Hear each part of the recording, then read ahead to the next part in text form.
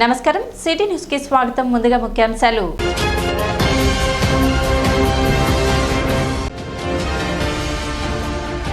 మంత్రి నాదెండ్ల మనోహర్ చొరవతో పిల్లలకు పెద్దలకు విహారయాత్ర ప్రదేశంగా మారిన చినరావూరు పార్క్.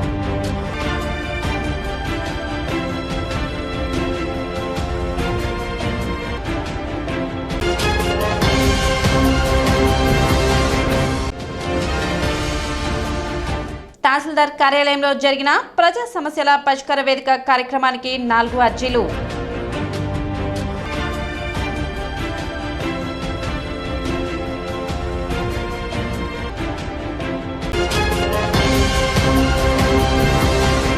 తెనాలి నెహ్రూ రోడ్లోని రుక్మిణి సత్యభామ సమేత శ్రీ గోవర్ధన స్వామి దేవస్థానం ప్రాంగణం నందు సోమవారం భక్తి సంకీర్తన కార్యక్రమం వైభవంగా నిర్వహించారు. తిరుమల తిరుపతి దేవస్థానం హిందూ ధర్మ ప్రచార పరిషత్ గుంటూరు జిల్లా శాఖ ఆధ్వర్యంలో ప్రోగ్రాం అసిస్టెంట్ ఈ అమ్మడు పర్యవేక్షణలో హరినామ సంకీర్తన బృందం గురువు పెరవలి వంశీకృష్ణ శిష్య బృందంచే గీతాలాపన సాయంత్రం 6:30 నుండి 8:30 వరకు వేడుకుందామ వెంకటగిరి వెంకటేశ్వర్ని 3 నామాలవాడు 7 కొండలవాడు అదిగో అల్లదిగో శ్రీ హరివాసము అనే సంకీర్తనలతో భక్తులను ఆనందోత్సాహాలతో మైమర్పించారు. ధార్మిక సాంస్కృతిక ఆధ్యాత్మిక కార్యక్రమాలు 21వ తేదీ నుండి 24వ తేదీ వరకు రుక్మిణి సత్యభామ సమేత శ్రీ గోవర్ధన స్వామి మరియు వీర ప్రతాప్ ఆంజనేయ స్వామి వారి దేవస్థానం నందు నిర్వహించడం జరుగుతుంది.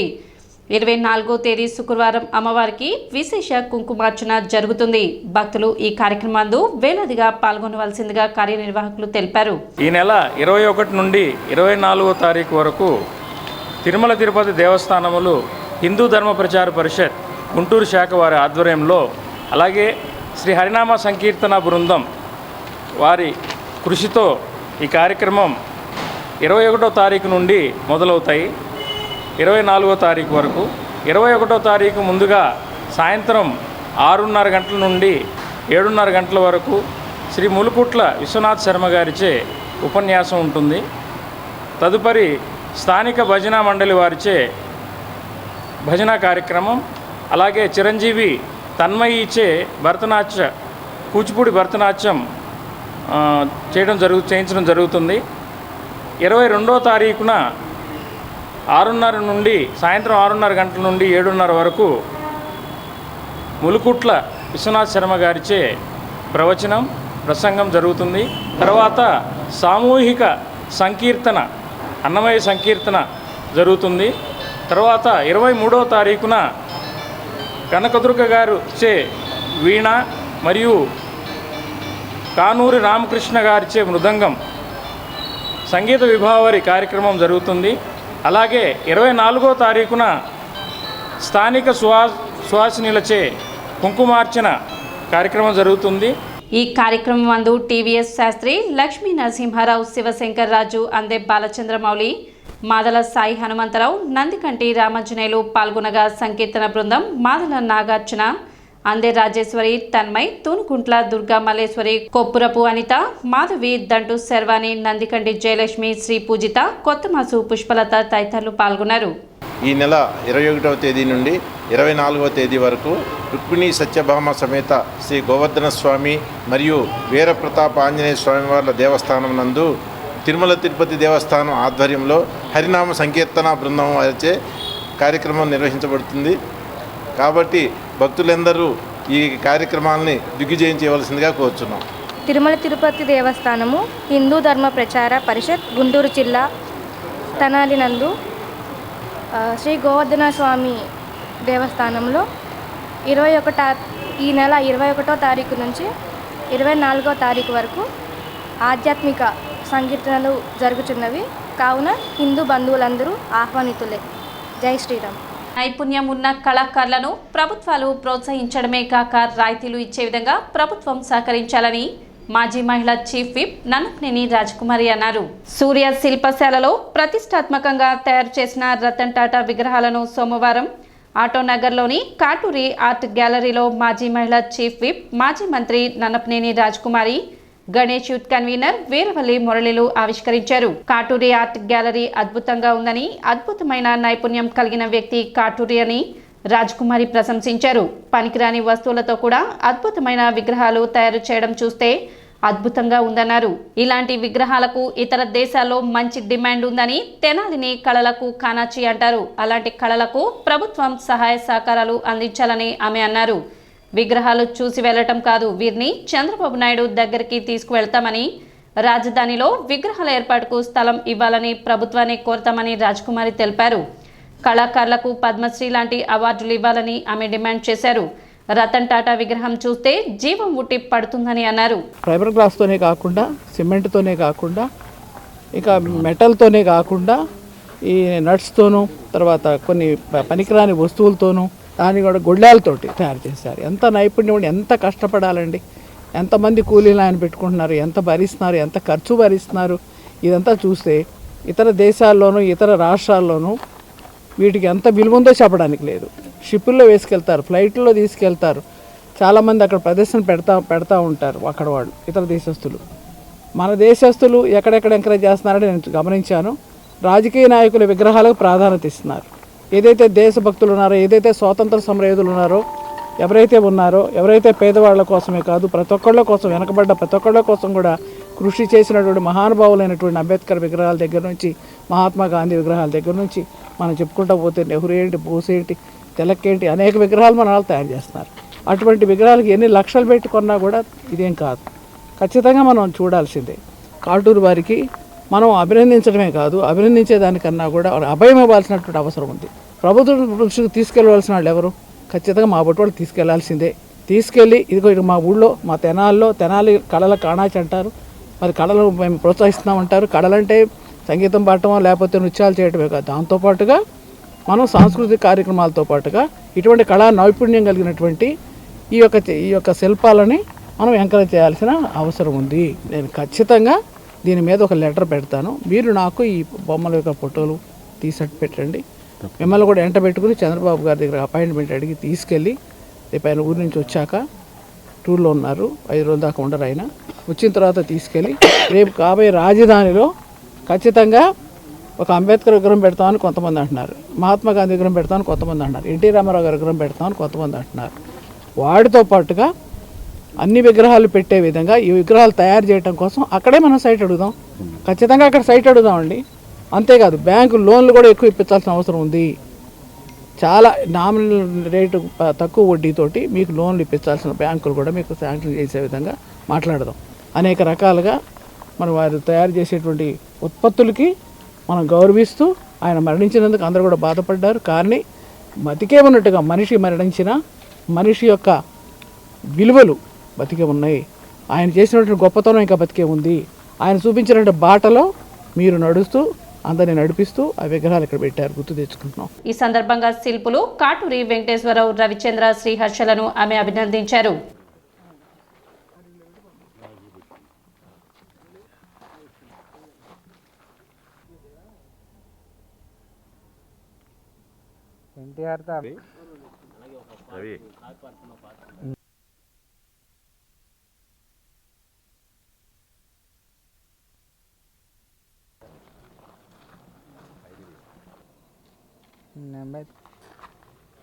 దేశంలో ఉన్నటువంటి కీర్తిశేషులైనటువంటి ఎంతోమంది రాజకీయ ప్రముఖులు, మేధావులు, సినీ ప్రముఖుల యొక్క విగ్రహాలను ఇక్కడ చూస్తుంటే ప్రపంచంలో ఉన్నటువంటి మేధావులంతా కూడా ఈ ఆర్ట్ గ్యాలరీలో ఇక్కడే ఉన్నారా అనేది ఒక ఆశ్చర్యం. ఎందుకంటే దేవుడి యొక్క ఆశీస్సులు, ఆ శక్తి ఉంటేనే ఇంతటి గొప్ప కార్యక్రమం. ఇవాళ తెనాలంటే ప్రపంచంలో ఒక పక్కన ఉన్నటువంటి చిన్న మున్సిపాలిటీ.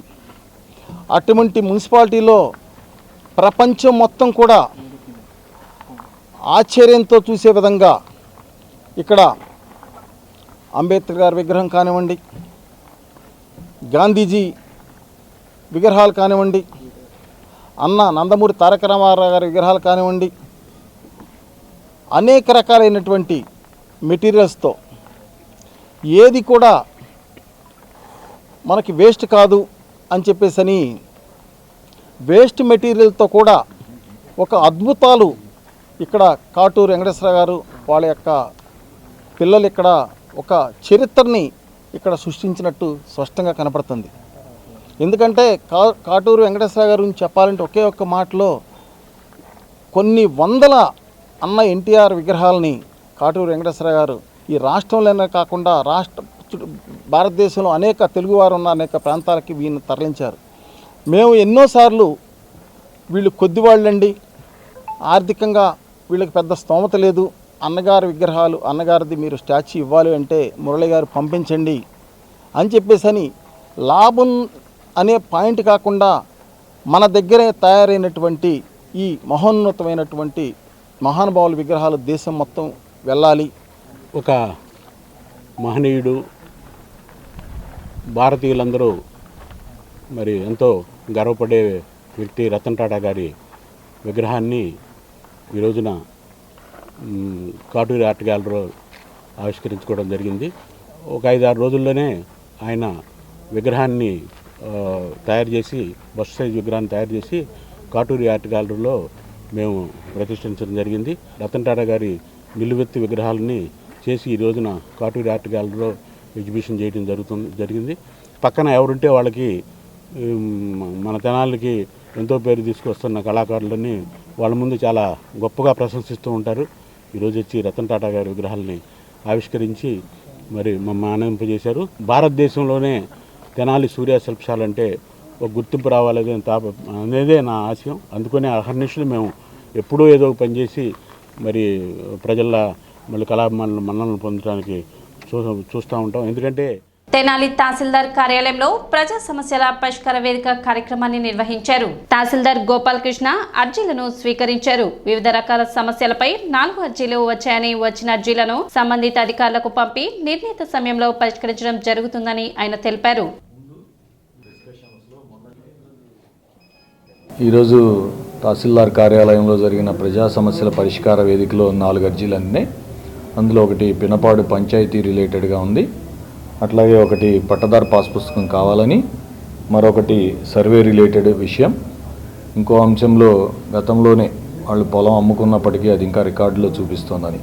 ఈ విధమైన 4 అర్జీలు అందినాయి. ఈ 4 అర్జీలు కూడా సంబంధిత విఆర్ఓలకి, సర్వేయర్లకి, అలాగే అదర్ డిపార్ట్మెంట్స్ కూడా పంపించి నిర్ణీత కాల వ్యవధిలోపు దాన్ని పరిష్కరించే విధంగా కృషి చేస్తాం. బ్యాంక్ లింకేజ్ రుణాల ద్వారా మహిళా సాధికారతకు కృషి చేస్తున్నట్లు ఏపీఎం జయశ్రీ తెలిపారు. తెనాలి మండల పరిధిలో 1800 స్వయం సహాయక సంఘాలు ఉన్నాయని, వీటికి సంబంధించి ఈ ఆర్థిక సంవత్సరానికి 76 కోట్ల బ్యాంక్ లింకేజ్ రుణాలు లక్ష్యంగా ఉందని, ఇప్పటి వరకు 56 కోట్ల వరకు చేరుకున్నట్లు ఏపీఎం జయశ్రీ తెలిపారు. ఇంకా 2 నెలల కాల వ్యవధి ఉన్నందున నిర్దేశిత లక్ష్యాన్ని చేరుకుంటామని ఆమె తెలిపారు. గతంలో గ్రూపులకు మాత్రమే రుణాలు ఇచ్చేవారని, ప్రస్తుతం గ్రూప్లోని సభ్యులకు వారు చేస్తున్న వ్యాపారాలను ఆధారంగా చేసుకుని విడివిడిగా కూడా రుణాలు అందిస్తున్నట్లు తెలిపారు. ఇప్పటి వరకు 85 మందికి ₹1 కోటి పైగా రుణాలను అందించినట్లు జయశ్రీ వెల్లడించారు. మైక్రో ఫైనాన్స్ సంస్థలను నిలిపివేసి బ్యాంకుల ద్వారా రుణాలను అందిస్తున్నట్లు తెలిపారు. తీసుకున్న ప్రతి రూపాయి ఆర్థికంగా మహిళలు బలోపేతం అయ్యేందుకు ఉపయోగించుకునేలా చర్యలు తీసుకుంటున్నట్లు తెలిపారు. రుణాలు పొందదలిచిన వారు మండల కార్యాలయాల్లో సంప్రదించవచ్చని తెలిపారు. రుణం తీసుకుని సక్రమంగా చెల్లిస్తున్న వారిని గ్రేడ్ల వారీగా గుర్తించి వారికి అవసరమైన రుణాన్ని అందించడం జరుగుతుందని తెలిపారు. గ్రామీణ ప్రాంత మహిళలు ఈ అవకాశాన్ని వినియోగించుకోవాలని ఏపీఎం జయశ్రీ విజ్ఞప్తి చేశారు. 1820 డ్వాక్రా గ్రూపులు ఉన్నాయండి. ఈ గ్రూపులకు సంబంధించి ఈ ఫైనాన్షియల్ ఇయర్లో 76 కోట్లు బ్యాంక్ లింకేజ్ టార్గెట్గా ఉంది. అందులో మేము ఇప్పుడు 59 కోట్ల వరకు చేయగలిగాం. ఇంక ఈ 2 నెలల్లో మిగతాది చేయడానికి మేము ఆస్కారం ఉంది. అయితే ఇండివిజువల్గా కూడా డ్వాక్రా మెంబర్స్ ఇదివరకైతే కేవలం బ్యాంక్ లోన్ తీసుకొని వాడేసుకుంటా వాళ్ళకైతే చేతనైన పనులు చేసుకునే వాళ్ళు ఇప్పుడు ఇండివిజువల్గా కూడా చేయడానికి ముందుకొచ్చారు. ఒక 85 మంది సభ్యులకు ఒక్కొక్కరికి 1,00,000-1,50,000 వాళ్ళు చేసే పని బట్టి వాళ్ళకి ఇండివిజువల్గా కూడా ఇవ్వడం జరిగింది. 85 మంది సభ్యులకు ₹1,27,00,000 ఇవ్వడం జరిగింది. వాళ్ళు దారపుండలు తయారు చేసే మిషన్స్ పెట్టుకున్నారు కొంతమంది, తర్వాత ఎంబ్రాయిడింగ్ వర్క్ పెట్టుకున్నారు, కొంతమంది ఫుడ్ ప్రాసెసింగ్ యూనిట్లు పెట్టుకున్నారు. అట్లా రకరకాలుగా అంటే బట్టల వ్యాపారాలు, కిరాణా షాపులు, ఇట్లా వాళ్ళకి చేతనైన దాంట్లో చేయడానికి మేము ఇవ్వడం జరిగింది. గారి మీటింగ్ బట్టి ₹15,74,00,000 ఇవ్వడం జరిగింది. ఇట్లా ఇవన్నీ కూడా వాళ్ళకి ఇన్కమ్ జనరేటింగ్ యాక్టివిటీస్ కొరకు ఉపయోగించుకునేలాగా మేము వాళ్ళని తయారు చేస్తున్నాము. అట్లనే మనం ఆర్మ్డ్ ఫోర్స్ వాళ్ళకి ఏదన్నా హెల్ప్ చేయాలన్న ఉద్దేశంతో ప్రతి గ్రూప్ నుండి 10 రూపాయలు చొప్పున, అంటే మెంబర్కి 10 రూపాయలు, గ్రూప్కి 100 రూపాయలు చొప్పున కంట్రిబ్యూట్ ఇవ్వడానికి సిద్ధపడ్డాము.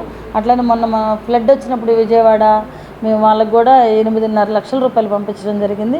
ప్రతి సభ్యురాలు కూడా వాళ్ళు తీసుకునే లోన్లే వాళ్ళకి ఏమీ ఫ్రీగా రాదు, వాళ్ళు తీసుకుంటారు, వడ్డీతో సహా తిరిగి కడతారు. అయితే మైక్రో ఫైనాన్స్ సంస్థలని మేము ఆపేసి మేము బ్యాంకుల ద్వారానే వీళ్ళందరినీ అభివృద్ధిగా చేయాలన్న ఉద్దేశంతో చేస్తున్నాము. స్వచ్ఛందంగా ముందుకొచ్చి ప్రతి సభ్యురాలు 50 రూపాయలు చొప్పున ఇచ్చి 8.5 లక్షల రూపాయలు సీఎం గారి ఫండ్కి పంపించాము. అట్లానే ఇప్పుడు ఇది ఆర్మ్డ్ ఫోర్స్ వాళ్ళకి కూడా ఇవ్వడానికి మేము సిద్ధపడి ఉన్నాము. ప్రతి సభ్యురాలు కూడా తీసుకునే లోన్ ఎంతో కొంత ఇన్కమ్ జనరేటింగ్కి ఉపయోగించుకునేలాగా మేము వాళ్ళని ట్రైనింగ్స్ ఇప్పిస్తున్నాము. ఫుడ్ ప్రాసెసింగ్లో ఇప్పుడు మన దగ్గర 44 మంది ఉన్నారు. ఈ 44 మందికి కూడా గ్రాంట్గానే వస్తుంది. ఒక్కొక్కరికి 40,000 చొప్పున వాళ్ళందరికీ కూడా గ్రాంట్ ఇచ్చాము. ఇప్పుడు ఒక చిన్న విరామం.